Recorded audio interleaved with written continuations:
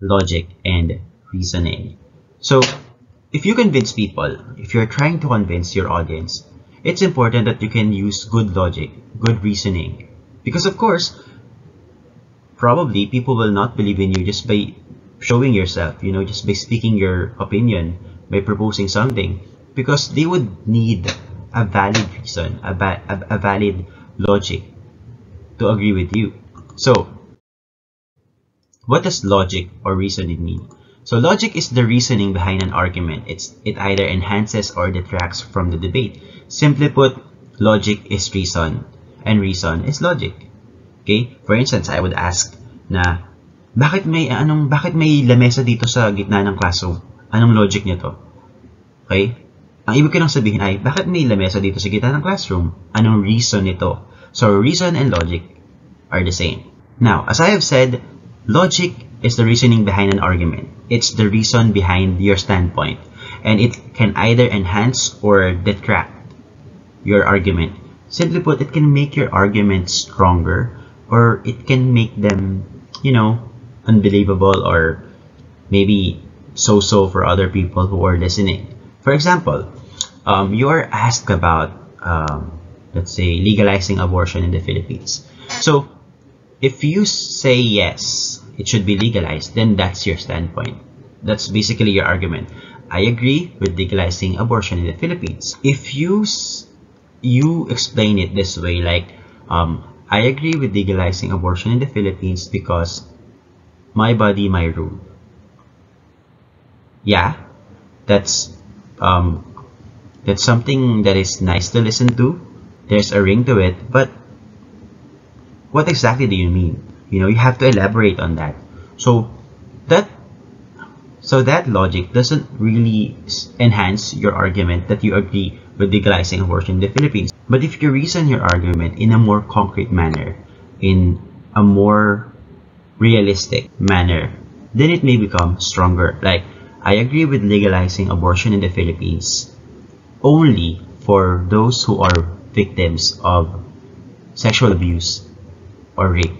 So in that sense, your standpoint that you agree with legalizing abortion is understood.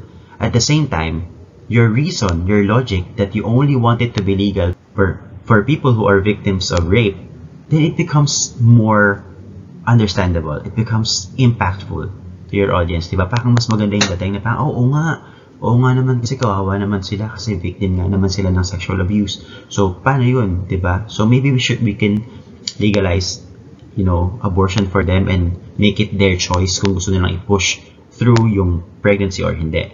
Okay? So, logic, it enhances your argument. So, you have to be really mindful of constructing your logic, the reasoning behind your arguments. Okay? So, it means to develop ideas, realize new ideas, and determine whether thinking is clear enough to persuade the readers to agree. Of course, if your logic is good, then it shows your audience that you understand your topic well. Pero kung hindi maganda yung argument mo, or hindi maganda yung reasoning mo behind your argument, syempre it shows na parang, di siguro super naiintindihan yung topic niya. Okay, so in reasoning, it can be inductive or deductive reasoning. So how do they differ? So inductive reasoning is the specific to general method. How does it happen? It is the process of using a number of specific facts or observations to draw a logical conclusion. Simply put, there are bits of facts, specific facts that you combine to make a general conclusion, to make a generalization. For example, if you get a stomach ache within 15 minutes of eating ice cream, you might conclude that there's a connection. Perhaps you are lactose intolerant. Meaning to say, you combine specific facts, like one fact is that you ate ice cream. The second fact is that after 15 minutes, you had a stomach ache. So, combining these two, maybe they have connection. So, what could be their connection? So, probably, you are lactose intolerant. Meaning, hindi ka pwedeng mag-consume ng mga dairy products masyado kasi nga, hindi siya kaya ng sikmura mo. So, that's it. Inductive reasoning. From specific facts to a general conclusion, to a generalization. Ito yung ginagawa ng mga detective when they are investigating in crimes. Halimbawa, may murder case. So what they do is they go there to the crime scene and then they collect, diba, pieces of evidence like, halimbawa, may strand ng buhok, may ballpen na naiwan, may baso, baka may DNA, may fingerprint, and then all those pieces of evidences of pieces of facts, they combine to come up with a general conclusion, diba? With a generalization na, after examining all the collected evidences, ito ang findings namin, ang killer ay si ganito. Okay? So, that is what we mean by inductive reasoning, you know, from specific to general. Okay, from bits of facts, combining them, analyzing them to make a general conclusion. Okay, of course, the deductive reasoning is the opposite of it. So here we are using the general to specific method, meaning to say there is a generalization and we apply it to a series of specific cases. Meaning meron na tayong general belief, and then that general belief we apply it to specific instances. Okay, so in this deductive reasoning, at the heart of it is a major premise, in yung generalized belief that is assumed to be true, which the writer applies to specific case, or what we call the minor premises. Okay? At ang tawag dito ay syllogism. Okay? This kind of construction of argument is a syllogism. 3-part siya kasi mayroong major premise, may sumunod na premise, okay? Minor premise, tapos mayroong pang isang minor premise. Look at this example para mas maintindihan niyo. Okay? So here, the major premise is all doctors must complete a residency. Okay? It's a general fact. It's a common knowledge that all doctors must complete a residency. Kung para maging doktor ka, kailangan makatapos ka muna ng residency sa mga hospital. You know, parang ano yata to? Di ko sure pero parang 2 years or more kang parang mag-OJT, parang ganon. Mag-stay sa isang hospital. So yun yata yung residency tinatawag nila. But you can write that down on the comment sections kung alam niyo to para for everyone's knowledge. So, all doctors must complete this before they graduate, you know. Kasi alam naman natin matagal ang pag-aaral ng mga doktor. Okay, so that's the generalized belief. And the minor premise here states that Anna is studying to become a doctor. So, with the major premise that all doctors must complete a residency, and knowing the minor premise na Anna daw is studying to become a doctor, then we can say that Anna must complete a residency. Okay? Kasi nga, all doctors daw must complete a residency. So, kung gusto maging doktor ni Anna, dapat makatapos din si Anna ng residency. So, yun yung sinasabi nating deductive reasoning. May major premise, may generalized belief, and then we apply that general belief to specific cases. Okay? So, yan yung general belief, lahat ng doktor dapat makatapos ng residency. So, since alam natin na si Anna ay nag-aaral pa maging doktor, i-apply natin yung major belief na yon na all doctors must complete a residency kay Anna mismo. Kaya nasabi natin na Anna must complete a residency. Okay? So, that's deductive reasoning from general to specific.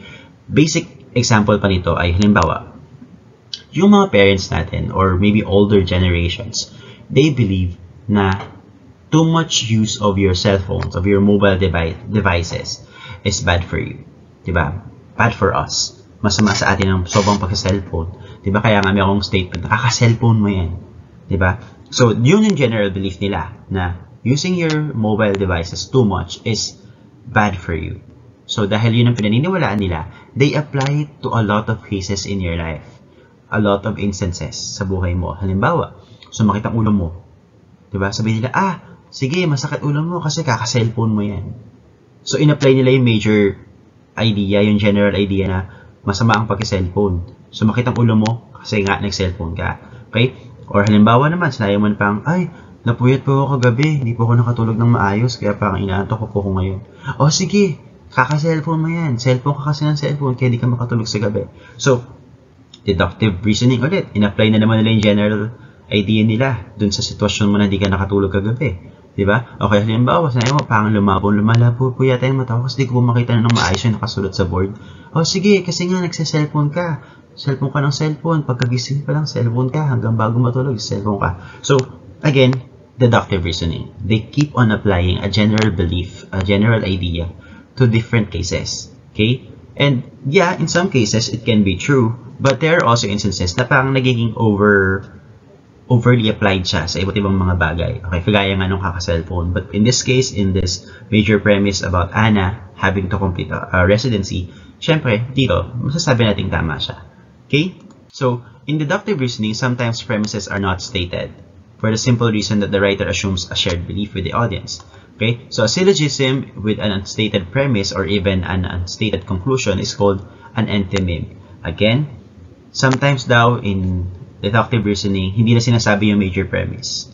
Okay, or hindi na rin sinasabi yung conclusion kagaya ng Anna must complete a residency. Kasi nga daw, minsan sinusuppose na o pinapalagay na ng writer na guess naman na yon ng audience. Halimbawa dito, Anna has graduated from medical school, so she must have completed residency.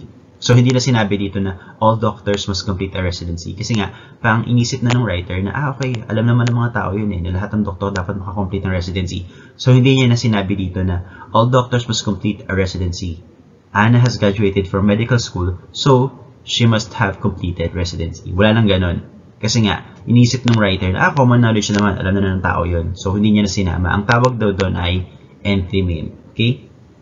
Pag hindi na ni-state yung general premise or pwedeng hindi na rin state yung conclusion. Okay?